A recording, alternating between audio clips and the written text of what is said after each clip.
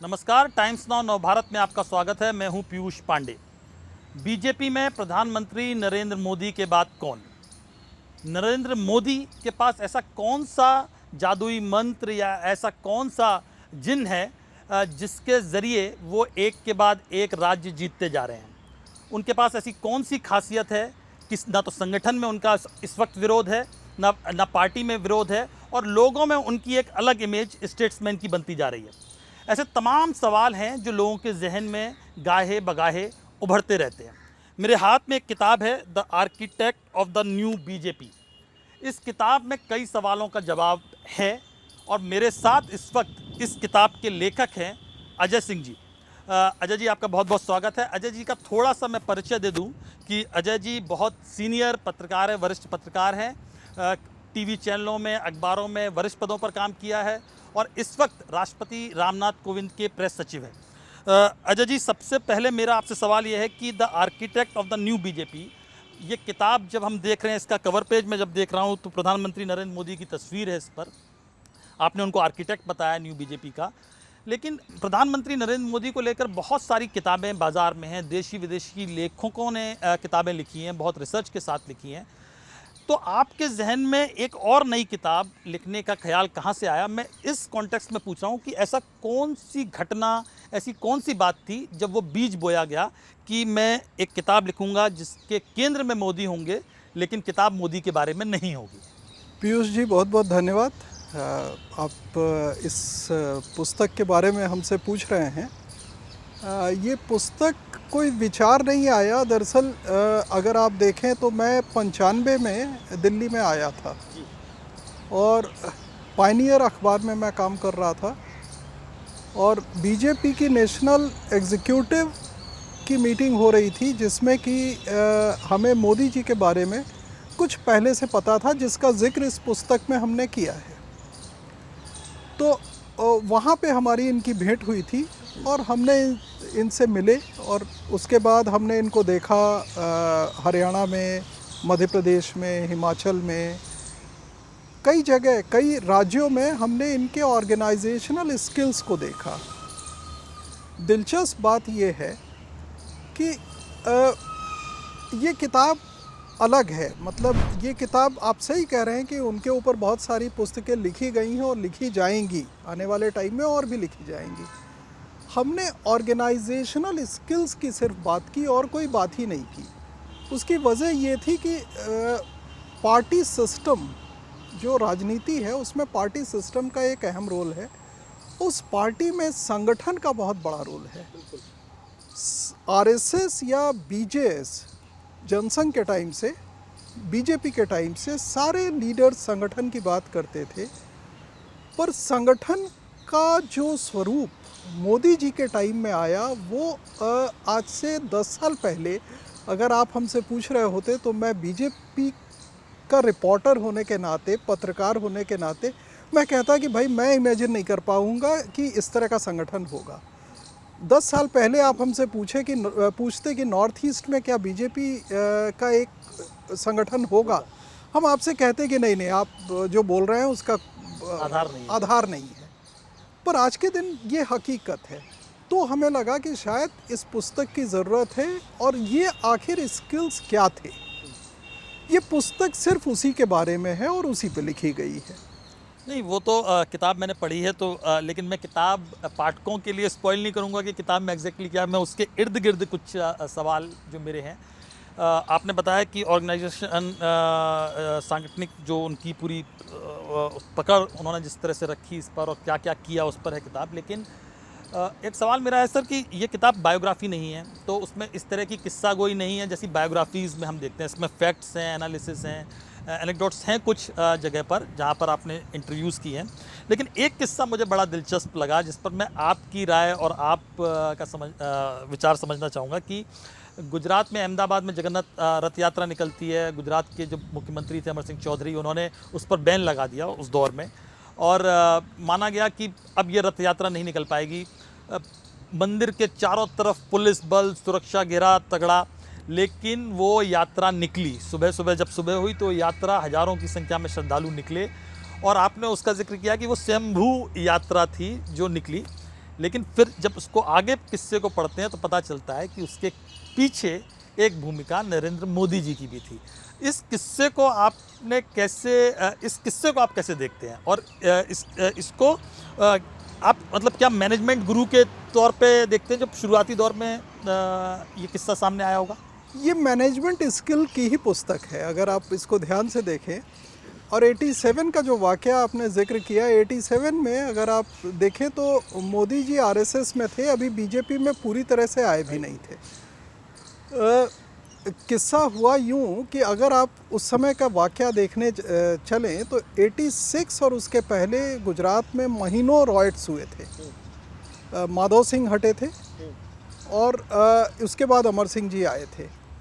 तो वो रॉयट्स के दौरान एक पोलराइजेशन हो गया था और उस पोलराइजेशन में अमर सिंह चौधरी का ये डिसीज़न कि यात्रा नहीं निकलेगी लोगों को काफ़ी वो कर रहा था। लोग काफ़ी उससे इत्तेफाक नहीं रखते थे। हुआ यूँ कि इस पुस्तक को लिखने के दौरान हमने करीब 100 लोगों से इंटरव्यू किया है। 100 से ज़्यादा लोग होंगे जिनसे हमने बात की है और बड़े लंबी बात की है। उनमें से कुछ लोगों ने बताया कि हुआ यूँ था कि सुबह सुबह 5 बजे मिल्क बूथ्स होते थे उस ज़माने में, जहाँ पे दूध लेने लोग जाते थे। वहाँ पे एक इश्तिहार आ गया कि यात्रा निकलेगी। लोगों को लगा कि यात्रा तो बैन हो गई थी, आखिर निकलेगी कैसे। लिहाजा लोग मंदिर के पास पहुँच गए। मंदिर का गेट खुला और उसमें से कुछ हाथी निकले और वो जब हाथी निकले तो पुलिस जो सामने रोकने के लिए खड़ी थी उसको उन्होंने धक्का दिया तो वो पुलिस भी भाग गई। और थोड़ी देर में वो यात्रा निकली तो जो पुलिस उनको रोकने के लिए लगी थी वो यात्रा संभालने में लग गई। लिहाजा यात्रा निकल गई। अब इसमें कोई खुल के ये नहीं बताता है कि वो यात्रा के पीछे इनका नाम था, लेकिन वहाँ के मुख्यमंत्री ने, अमर सिंह चौधरी ने किसी एक वरिष्ठ नेता से पूछा कि भाई ये कौन आदमी है, ज़रा इनका नाम पता बताओ, क्योंकि उस समय इनका राजनीतिक अस्तित्व उस तरह का नहीं था। बिल्कुल नहीं। तो ये पता चला कि उसके पीछे इनका दिमाग था। लेकिन इस बात का प्रूफ अगर कहें आप तो ना कभी एडमिट किया गया है ना किसी ने जाना है, पर ये ज़रूर हर आदमी कहता है। अगर अहमदाबाद में आप बात करें तो उस यात्रा के बारे में हर आदमी कहता है और सब इसको कहता है कि ये सेल्फ स्टाइल्ड यात्रा थी। तो मतलब ये वहीं से जो उनको करीब से जानने वाले लोग थे, मुझे लगता है उनको लगा कि ये कुछ अफलातूनी दिमाग है, जहाँ जो काम नहीं बन रहा है उसको कैसे बनाना है वो ये कोइंसाइड करता है दरअसल अहमदाबाद म्यूनिसिपल कॉरपोरेशन के इलेक्शन से। अहमदाबाद म्यूनिसिपल कॉरपोरेशन का इलेक्शन 86-87 में जब संघ से बीजेपी की तरफ आए तब जब ये अहमदाबाद हाँ, जी म्यूनिसिपल कॉरपोरेशन का इलेक्शन हुआ और म्यूनिसिपल कॉरपोरेशन का इलेक्शन में ये स्टेट के संगठन मंत्री हो गए थे। और अहमदाबाद म्यूनिसिपल कॉरपोरेशन इलेक्शन को जीतना ये एक अपने आप में बहुत मतलब मुश्किल थी। लोग कहते थे कि अहमदाबाद तो आप जीत ही नहीं सकते। और इसके पीछे फिर वही था, 80 से लेकर 86 तक अहमदाबाद में रॉयट्स की हिस्ट्री थी, बहुत सीरियस रॉयट्स की हिस्ट्री थी। तो उसमें ये जब जीत के आए थे तो अहमदाबाद म्यूनिसिपल कॉरपोरेशन में जो इन्होंने गवर्नेंस दिया उसको लोग कहते हैं कि वो माइक्रोकॉस्म था, यानी वो आइडियल था, जो कि आज उसको अगर एक्सटेंशन कहें तो गुजरात में जब ये दोबारा आए तो उसी का एक्सटेंशन था और इंडिया के लेवल पे भी उसी का एक्सटेंशन था। और इस पुस्तक में उसका हमने जिक्र बहुत उससे किया है कि आप अगर देखिए तो कैसे एएमसी को वहाँ पे कॉरपोरेटर्स को इन्होंने क्या क्या कहा और कहा कि आप लोगों के बीच जाइए। उसी बीच में एक पीलिया हो गया था, उसका आउटब्रेक बड़ा ज़बरदस्त हुआ था, तो लोगों को वहाँ भेजना, ये सब किया तो लोगों को लगा कि ये पार्टी अलग है। अदरवाइज़ रियलिटी ये है कि बीजेपी गुजरात में कोई बहुत ऐसी पार्टी नहीं थी जिसका बहुत बड़ा बेस हो। और इसको जीतने के बाद ही सूरत, वडोदरा और म्यूनिसिपल कॉरपोरेशन जो दूसरे थे वहाँ जीत हासिल हुई, वहाँ जीत हासिल होती गई, क्योंकि अहमदाबाद बड़ा म्यूनिसिपल कॉरपोरेशन था। लेकिन मतलब आपने जो पूरा रिसर्च किया, आपने पूरा अध्ययन किया, आपको लगता है कि ये म्यूनिसिपल कॉरपोरेशन का चुनाव का जो अनुभव रहा उनका, फिर गुजरात और फिर लोकसभा। तो ये जो ट्रेनिंग इनकी शुरुआत में नीचे लेवल से ऊपर लेवल तक जो हुई है, वही शायद नरेंद्र मोदी को खास बनाता है उनको स्ट्रेटजी बनाने में। ये मतलब हम लोग तो बात कर रहे हैं 86 87 की, लेकिन जो इनको जानते हैं वो ये बताते हैं कि 77 में 75 में इमरजेंसी के दौरान भी इनका इसी तरह का था। और एक वाक़या हमने इस बुक में जिक्र किया है, वो है 79 का। 79 में खेड़ू मूवमेंट एक था, फार्मर्स का एजिटेशन। 83 में, सॉरी 83 में था। 79 में वो आपका डैम का था, मच्छू डैम वाला। जुड़े। तो ऑर्गेनाइजेशन के लेवल में इनकी जो ख्याति थी वो 70s में थी, और वो इमरजेंसी, पोस्ट इमरजेंसी उसमें आ गया था। इनके बारे में लोग जानने लगे थे कि ये ऑर्गेनाइजेशनल स्किल इनमें अद्भुत है। तो ये 87 तो चूँकि राजनीतिक हो गया तो इसलिए लोग उसके बारे में बात करते हैं, लेकिन उसके पहले भी हो गया था। मोदी जी के संदर्भ में एक बात किताब में कई जगह जिक्र है कि इन्होंने कई सारे नए प्रयोग किए, जैसे चिंतन बैठक शुरू की, ट्रेनिंग पर बहुत जोर, आपने तो इंट्रोडक्शन में लिखा भी है कि training is science, Modi ji कहते हैं। तो जो ये नए प्रयोग किए, आप इन प्रयोगों को कितना महत्वपूर्ण मानते हैं, और आपको क्या लगता है कि गुजरात में कम से कम जब तक गुजरात में मुख्यमंत्री रहे तब तक कौन से प्रयोग गेम चेंजर के तौर पर हम लगता है कि ये बिल्कुल ही अद्भुत प्रयोग था, अनूठा प्रयोग था? सारे प्रयोग अगर आप देखें तो जब वो गए थे तो आपका भुज का अर्थक्वेक हुआ था, और अर्थक्वेक में आरोप लग रहे थे भुज में। इस तरह के बहुत आरोप लगे कि जो सरकार है वो अच्छा काम नहीं कर रही है, जिसकी वजह से केशुभाई को जाना पड़ा। तो उसमें उन्होंने जिस तरह से किया और भुज को जिस तरह से रिकॉन्स्ट्रक्ट किया, वो अपने आप में अद्भुत था। आप थोड़ा सा उसके आगे जाएं तो 2005-6 की बात है, जिसमें उन्होंने इलेक्ट्रिसिटी वाला किया, किसानों को 4 घंटे बिजली देना, और ये कहना कि यूज़र चार्जेस आप देंगे, फीडर्स अलग करना। और ये फीडर्स तब अलग करना जबकि पूरे देश में इस बात पे हो रही थी कि मतलब लोग ये चाहते थे कि फार्मर्स को फ्री बिजली दी जाए। डिस्कोर्स के अगेंस्ट था। और इस इंटरव्यू के दौरान जब हम लोगों का इंटरव्यू कर रहे थे तो कुछ अधिकारियों का भी किए, तो उन्होंने हमसे बताया कि हम लोग डर रहे थे, हम लोग ये कह रहे थे कि साहब इसमें मत जाइए, ये दिक्कत करेगा। तो चीफ मिनिस्टर थे उस समय, तो इनका कहना ये था कि इलेक्शन आप छोड़ दीजिए, आप जो सही है वो करिए। और मुझे याद है कि राजकोट और इस एरिया में मैं घूम रहा था 2006-07 के दौरान, जब इलेक्शन था। राजकोट में बहुत नाराज़गी थी, लोग बोल रहे थे कि वोट नहीं देंगे, लेकिन ये फॉर्म थे इनका कहना ये था कि सौराष्ट्र में वाटर टेबल बहुत नीचे चला गया था, क्योंकि लोग इलेक्ट्रिसिटी से ट्यूबवेल से वो लेते थे पानी, और वाटर बहुत नीचे चला गया। तो वाटर लेवल ठीक होगा। और दूसरा, किसान जो आज हमसे कह रहे हैं वो आज से 10 साल बाद कहेंगे कि ये बहुत अच्छा काम हुआ, और हुआ भी यही। तो अब आप देखिए कि पॉलिसीज़ जिसको लोग पॉपुलर नहीं कहते हैं, उसको परसू करते हुए कैसे आप लोगों को ये बताते हैं कि ये ठीक है, ये आपके हित में है और हम कर रहे हैं, और उसके बाद वोट के टर्म्स में भी लॉस नहीं होता है। वो शासक निर्णय तो हमने, हालांकि ये तो आप तो बहुत पुरानी बात बता रहे हैं, जब लोकसभा में मतलब प्रधानमंत्री रहते हुए नोटबंदी जिस तरह से हुई, और जिसके बाद कहा गया कि अब चुनाव जीतना यूपी का बहुत मुश्किल होगा, लेकिन यूपी का चुनाव जीते, और कई सारे लोग पक्ष में खड़े दिखाई दिए नोटबंदी के। खैर वो तो सवाल एक सर, नरेंद्र मोदी को लेकर विरोधी अक्सर ये एक आरोप लगाते हैं कि मोदी जी छोटी छोटी घटनाओं को इवेंट में बदल देते हैं, बड़े इवेंट में बदल देते हैं, एक उत्सव में तब्दील कर देते हैं। ये हम लोग कई मौक़ों पर देख चुके हैं। किताब में एक जगह जिक्र है कि 1990 के चुनाव के वक्त उन्होंने अपने कई सारे कार्यकर्ताओं से कहा कि अहमदाबाद आइए और अपने जो गाड़ियाँ लेके आओगे उसको रथ की शक्ल दे दो, और उस पर झंडे और बैनर लगाकर, मतलब तो वो एक तरह से शक्ति प्रदर्शन भी हो गया विरोधियों को। तो आप मानते हैं, आप पूरा जो अध्ययन किया कि ये गुण भी उनके अंदर है कि छोटे से इवेंट को, छोटी सी घटना को बड़े इवेंट में बदल दो ताकि लोगों का जुड़ाव होता है उससे? देखिए, घटना छोटी नहीं होती है। एक वर्ड लोग कहते हैं जो कि शायद एडवर्स वर्ड है कि इवेंट मैनेजमेंट। इवेंट मैनेजमेंट से कोई राजनीति के शिखर पे नहीं पहुंचता है, इवेंट में दम हो।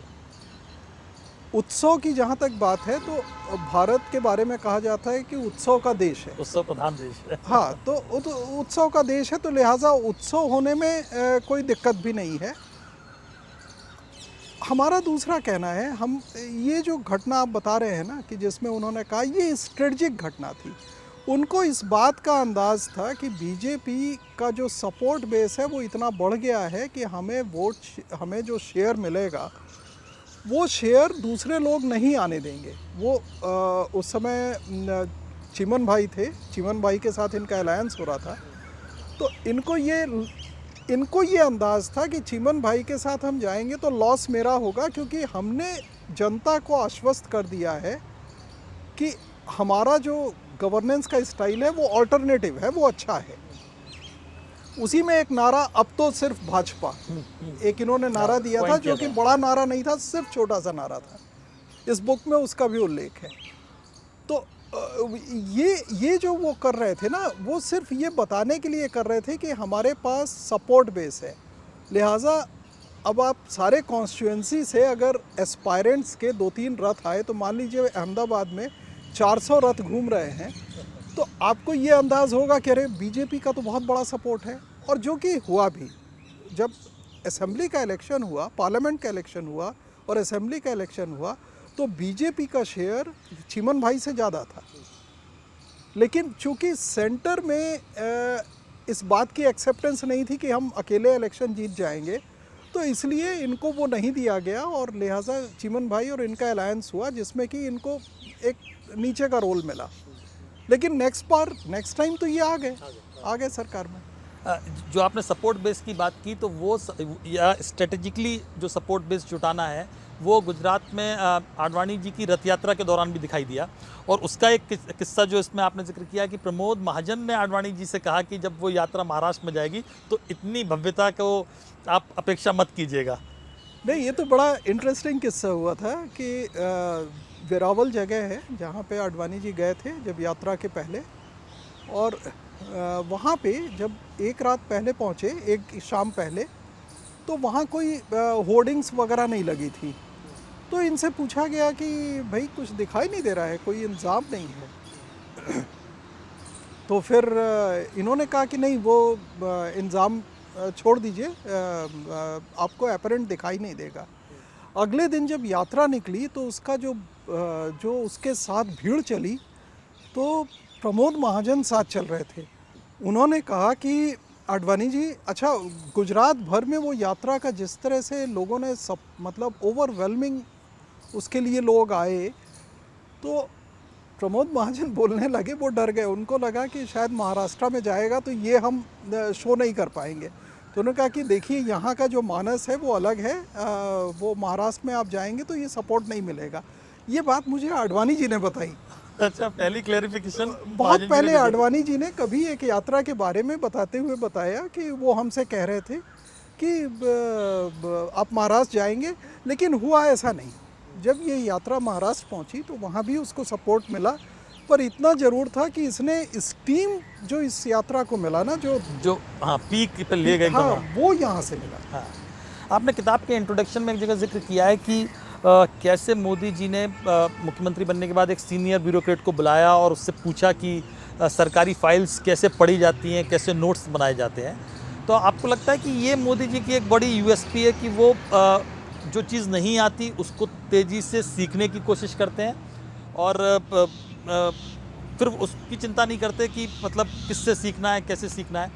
क्योंकि जब मुख्यमंत्री बने तब तक वो कोई मंत्री पद वहाँ पर नहीं संभाला था, और जब प्रधानमंत्री बने तब तक उन्होंने केंद्र में कोई पद नहीं संभाला था, वो सीधे। तो ये उनकी एक यूएसपी है जो उनको अलग बनाती है, वरना लोग बाग इतने पद पे पहुंचने के बाद हिचकते हैं कि यार कैसे पूछा जाए। बिल्कुल सही आप कह रहे हैं, क्योंकि अगर कोई आदमी जो कि एमएलए भी ना हो, वो कभी किसी इलेक्शन में कॉन्टेस्ट नहीं किए थे, बिल्कुल। हाँ, सीधे मुख्यमंत्री सीधे बने। मुख्यमंत्री, हाँ। तो सरकारी फाइल देखना एक कॉम्प्लेक्स इशू होता है। तो उन्होंने जरा सा भी इसमें, जब मैं इंटरव्यू कर रहा था ऑफिसर्स का, तो उसमें से कई लोगों ने हमें बताया कि वो पूछ लेते थे कि ये फाइल कैसे करना है और फाइल में कैसे नोटिंग की जाती है। और वो उन्होंने पूछा और पूछ के उसके बाद उसको अपने में आत्मसात किया, और उसके बाद थोड़े दिन बाद वो एक्सपोर्ट हो गए थे। वो मतलब फाइल वगैरह ऐसा तो कुछ होता नहीं है कि कोई बहुत मुश्किल काम होता है, बस आपको टेक्निकलिटीज़ जाननी होती हैं, अगर वो आप समझ गए तो ठीक है। तो और इसी के साथ साथ उन्होंने एक डिस्ट्रिक्ट मजिस्ट्रेट और आईएएस जितने थे उनका भी वो किया था, ट्रेनिंग।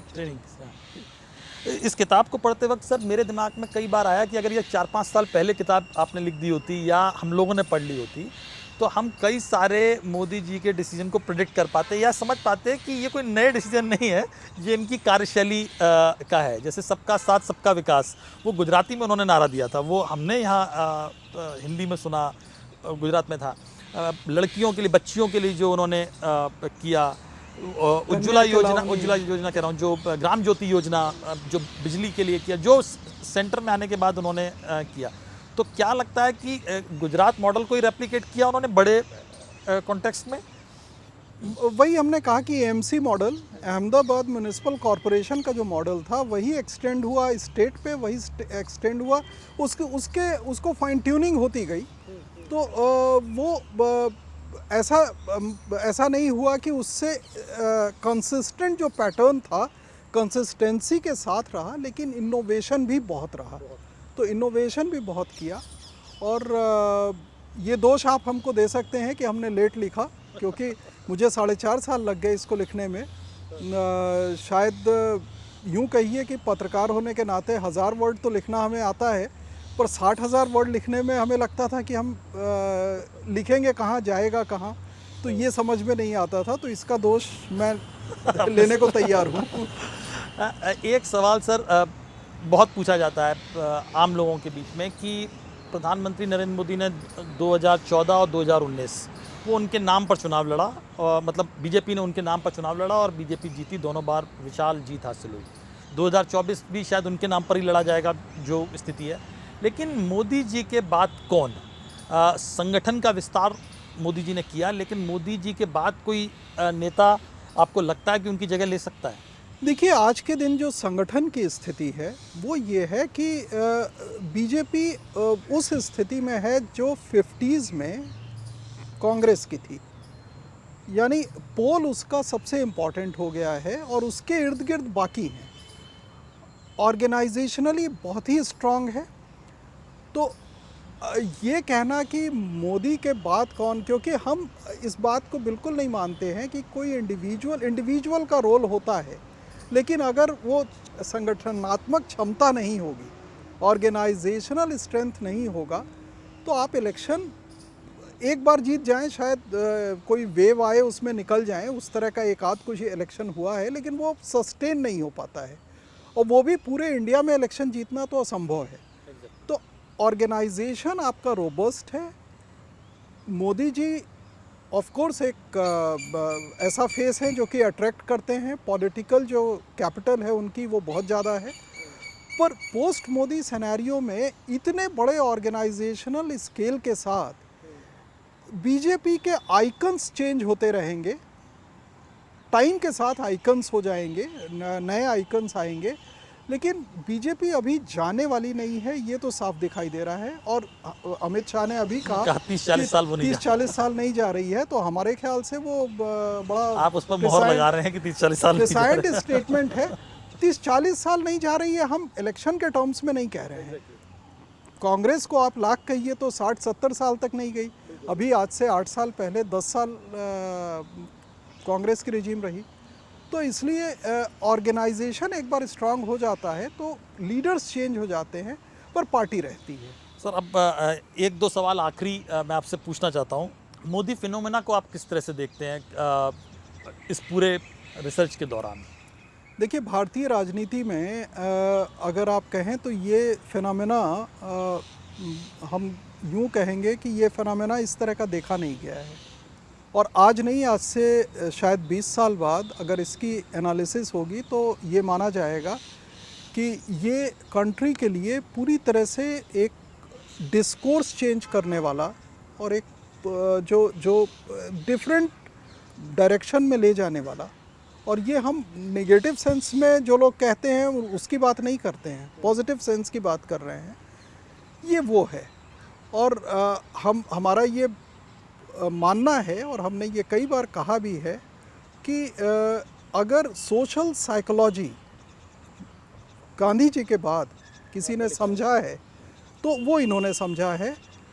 इंडिया की सोशल साइकोलॉजी बहुत लोग जानते ही नहीं हैं, क्योंकि हम बार बार कहते हैं कि अगर डिमोनेटाइजेशन जैसा निर्णय कोई नेता और लिया होता तो शायद उसके लिए मुश्किल होती, पर मोदी जी का जो स्टेचर था या जो एक्सेप्टेंस था उसमें इजाफा हुआ। पर इसी से रिलेटेड सवाल है सर कि किताब में आपने कंक्लूजन में एक जगह लिखा भी है कि he believes in taking his ideas to the masses and getting their acceptance as an index of approval. लेकिन कृषि बिल के मामले में ऐसा नहीं किया गया और इसकी वजह से पार्टी को पीछे भी हटना पड़ा। तो आपकी कुछ बात तो इस बारे में कि क्या था, मोदी जी को क्या लग रहा था कि जैसे ही कृषि बिल रखेंगे लोग उसे एक्सेप्ट कर लेंगे, क्या कहाँ गड़बड़ कहाँ हुई? नहीं, कई निर्णय होते हैं जिसमें कि आप निर्णय लेते हैं और आपको लगता है कि कोई एक ऐसे फैक्टर्स आए, आपको लगा कि देश हित में निर्णय है। और आज के दिन कोई भी आदमी जो इकोनॉमिक्स समझता है वो ये कहता है कि ये देश हित में है। लेकिन जिस तरह के रेजिस्टेंस आने लगे उसमें विड्रॉ करते हैं। कृषि बिल एक नहीं है, लैंड एक्विजिशन बिल भी ऐसा था। तो जब आप देखते हैं तो प्रेस्टीज पे आप नहीं खड़े होते हैं। पॉलिटिक्स में प्रेस्टीज पे खड़े हो जाना कि हमने ये निर्णय ले लिया है लिहाजा हम मानेंगे ही। तभी आप अगर उनका स्टेटमेंट बड़े ध्यान से देखिए तो उन्होंने कहा था कि हमने ये सोच के लिया था, हम समझा नहीं पाए और लिहाजा देश हित में वापस ले। हाँ, तो जिस तरह का रेजिस्टेंस मिल रहा था उसको देखते हुए और जिस तरह की उस समय माहौल बन रहा था उसको देखते हुए उसको वापस लिया। तो इस तरह के निर्णय वापस लेना, इसमें कोई हमारे ख्याल से ये भी बहुत कम लोगों ने किया है। अदरवाइज़ लोग इसको एक ईगो इशू बना देते हैं, इन्होंने ईगो इशू नहीं बनाया। सर आखिरी सवाल एक तरह से कि the architect of the new BJP में आपने मोदी जी को केंद्र में रखा है। संगठन या पार्टी, मतलब पार्टी के विस्तार में संघ का रोल रहा, आपने भी जिक्र किया है इसमें। लेकिन अक्सर ये आरोप लगता रहा, या वाजपेयी जी के ज़माने में भी, कि संघ प्रमुख से उनके इस तरह के रिश्ते रहे। मोदी जी के संघ से रिश्ते और संघ का रोल, उसको आपने किस तरह से परिभाषित किया है या किस तरह से देखते हैं आप इसको? नहीं, संघ का इम्पॉर्टेंट रोल है। अगर आप देखें तो संघ के वर्कर्स जो संघ इसमें जो ऑर्गेनाइजेशन बिल्डिंग की स्ट्रेटजी है ना, उसमें संगठनिस्ट एक मेथड है। तो संगठनिस्ट जो मेथड है उसमें आप संघ से ही लोग लेते हैं और वही आपका जो बेस होता है वो वही होता है, स्टील फ्रेम जो होता है वो वही होता है। तो संघ का बहुत बड़ा रोल है, इसमें कोई शक नहीं पर है। संघ प्रमुख से रिश्ते और जो संघ के बड़े नेता हैं, जो लोग हैं, पदाधिकारी हैं, उनसे मोदी जी के रिश्तों को आप किस तरह से देखते हैं? बहुत वो अच्छे हैं या नहीं, कई बार टकराव होते हैं आपस? देखिए, ऑर्गेनाइजेशंस हैं तो उसमें आपस में हर चीज़ में एक वो हो ऐसा तो होता नहीं है। लेकिन आपने कोई पिछले 20 साल इनको हो गए, वहाँ पे कई जगह आपने पाया होगा कि संघ के कुछ संघ के जो ऑर्गेनाइजेशंस हैं उन्होंने बीच बीच में अपोज किया जब वो चीफ मिनिस्टर थे।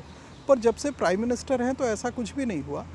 तो लिहाजा संघ कोई अलग से कोई एक पावर एक्सरसाइज करता है वो होता भी नहीं है। और शायद जो संघ को नहीं समझते हैं उनको ये लगता है कि संघ कोई एक अलग पावर सेंटर है और वो चाहता है पावर एक्सरसाइज करना, वो होता भी नहीं है। और शायद मोदी जी जिस तरह के हैं उसमें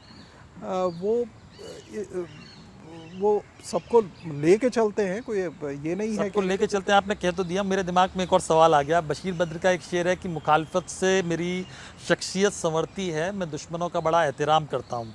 तो ये तो बशीर बद्र साहब का शेर है, लेकिन हमने देखा कि जब कैंपेन कमेटी का इनको प्रमुख बनाया गया गोवा में, आडवाणी जी विरोध में थे, शत्रुघ्न सिन्हा विरोध में थे, यशवंत सिन्हा विरोध में थे, उमा भारती विरोध में थी, और प्रधानमंत्री बनने के बाद मोदी जी ने चारों लोगों को अलग कर दिया। मतलब आडवाणी जी तो खैर उम्र के लिहाज से भी उनको मार्गदर्शक मंडल में डाला गया, लेकिन बाकी तीन, शत्रुघ्न सिन्हा का इस्तेमाल हो सकता था, यशवंत सिन्हा का शायद इस्तेमाल हो सकता था, उमा भारती का, लेकिन वो तीनों को अलग कर दिया। तो क्या मोदी जी पुरानी बातें याद रखते हैं कि नहीं, पुरानी बातें और नई बातों की बात नहीं है। अगर आप देखें तो सुषमा जी तो 5 साल विदेश मंत्री रहीं, तो ऐसा नहीं था कि वो साइडलाइन हुई। 5 साल वो रहीं, और उसके बाद उनके हेल्थ रीजंस थे जो आपको बाद में मालूम ही हुआ होगा। बाकी यशवंत सिन्हा, जहाँ तक हमारी जानकारी है, उन्होंने 2013 में जाके खुद कहा था कि उनका बेटा आना चाहता है। वो तो राजनीति छोड़ना चाहते हैं, लेकिन फिर अचानक वो राजनीति में आने लगे। तो अब ये तो वो जाने, उनका राजनीतिक कोर्स है, क्योंकि हमने ये बुक उस पे तो लिखा भी नहीं है। और ये याद रखना और भूलना इम्पॉर्टेंट नहीं है। वो दरअसल जो हमें समझ में आया है उनका एक ट्रेट, कि वो वही करते हैं जो उनको लगता है पार्टी के लिए अच्छा है, और जिस पे वो कन्विंस होते हैं कि लार्जर कॉज के लिए, लोगों के, वो अच्छा है। अगर वो कन्विंस हैं तो वो करते हैं। अगर आपको याद हो तो गोवा में मैं था जब ये हो रहा था, तो मैं वहाँ पे था, और गोवा की एग्जीक्यूटिव, अगर आप उस समय देखते तो गोवा में 90% से ज़्यादा एग्जीक्यूटिव ये बोल रही थी कि इन्हीं को होना चाहिए, और उसमें कहीं एम्बिग्यूटी नहीं थी। एक दो लोग कुछ अगर बोल रहे हो, वो भी खुल के नहीं बोले थे। तो अगर एक दो लोग कहीं इधर उधर बोले हो तो हमें याद नहीं है, पर मैं वहाँ पे था और मैंने देखा है कि वहाँ पे कोई इस पे संशय था ही नहीं, और जो कि सही भी हुआ। 14 का इलेक्शन तो फिर प्रूफ कर दिया। खैर बहुत बहुत धन्यवाद अजय जी। इस किताब से इतर भी हमने कई सारी बातें की, क्योंकि जिसमें लोगों की दिलचस्पी है, लोगों के जहन में सवाल है, लेकिन किताब ये इसलिए पढ़नी चाहिए क्योंकि बीजेपी को जिस लेवल पे खड़ा कर दिया है प्रधानमंत्री नरेंद्र मोदी का, उसमें क्या रोल है, इसमें कई ऐसे वाक़ये, कई सारे ऐसे किस्से, कई सारे ऐसे फैक्ट्स, कई सारे ऐसे एनालिसिस हैं, जब समझ में आता है कि उनका रोल क्या है।